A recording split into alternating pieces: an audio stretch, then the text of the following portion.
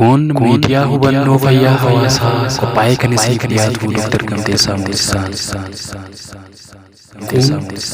Miidiyaa hubannoo fayyaa hawaasaa qophaa'ee kan isiniif dhiyaatu Dr. Gamteessaa Moosisaan yommuu ta'u, innis ogeessa fayyaa hakima waliigalaatiin meedikaal dooktarii fi ogeessa fayyaa hawaasaa yookaan paablik heelz piroofeeshinaaliidha jechuudha.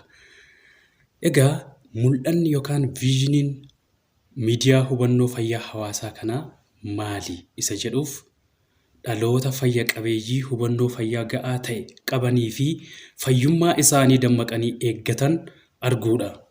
Inni kun mul'ata miidiyaa hubannoo fayyaa hawaasaati jechuudha. Kaayyoon sagantaa miidiyaa hubannoo fayyaa hawaasaa kanaa maali isa jedhuuf tokkoffaa hubannoo waa'ee fayyaa hawaasa keenyaa dimshaashatti akka dabalu gochuu, lammaffaan dhukkuboota daddarboo fi hin daddarbine akkamitti ofirraa ittisuu akka danda'an hubannoo hawaasaa cimsuu, sadaffaan dhukkuboota daddarboo fi hin daddarbine namni tokko yeroo qabame yookaan maatii keessaa miseensi maatii tokko yogguu qabame yoom akka yaalamuu qabu, eessatti yaalamuu akka qabuu fi eenyuun yaalamuu akka qabu hubannoo kennuu. Innichi arfaffaan dursanii dhukkuba ittisuu irratti xiyyeeffachuudhaan baasii sababii yaalaatiif hawaasni yookaan namni dhuunfaan tokko qisaasessu xiqqeessuu yoo danda'ame hambisuu. Innichi shanaffaaf inni xumuraa kaayyoon sagantaa miidiyaa hubannoo fayyaa hawaasaa kanaa hawaasni keenya amaleeffannoo dhukkuba ittisuu yookaan piriventif biheeverii fi fayyaa isaa dagaagsuu yookaan piromootiif biheever irratti xiyyeeffannoo guddaa akka qabaatu gargaaru yoo ta'u, egaa sagantaa keenya kana qindeessinee kan isiniif dhiyeessinu qo'annoolee fi qorannoolee saayinsii fayyaa hawaasaa irratti akka idil addunyaatti taasifamanii fi kitaabilee saayinsii fayyaa hawaasaa idil addunyaatti beekamoo ta'aniif akka biyyaattis biyyi keenya itti fayyadamturraa kan isiniif dhiyeessinu ta'a jechuudha.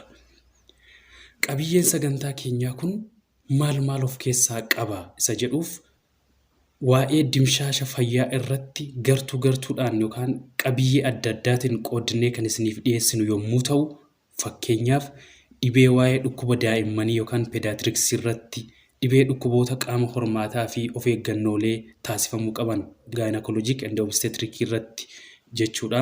Inni sadaffaan dhibeewwan yookaan dhukkuboota daddarboon dhufanii fi of eeggannoowwan dursanii taasifamuu qaban irratti. Innichi arfaffaan dhibeewwan dhukkuboota hin daddarbine yookaan non-communicable disease jedhaman irratti of eeggannoo dursanii gochuu qabanii fi erga dhibee kanaan qabamanis maal gochuu akka qaban, akkamitti yaalamanii fayyuu akka qaban kan irratti xiyyeeffatee gama kanaan isiniif dhiyeessu yommuu ta'u, kan biraan hubannoo waa'ee baqaqsanii yaaluu irratti hawaasni tokko hubannoo inni qabaachuu qabu isinii dhiyeessina.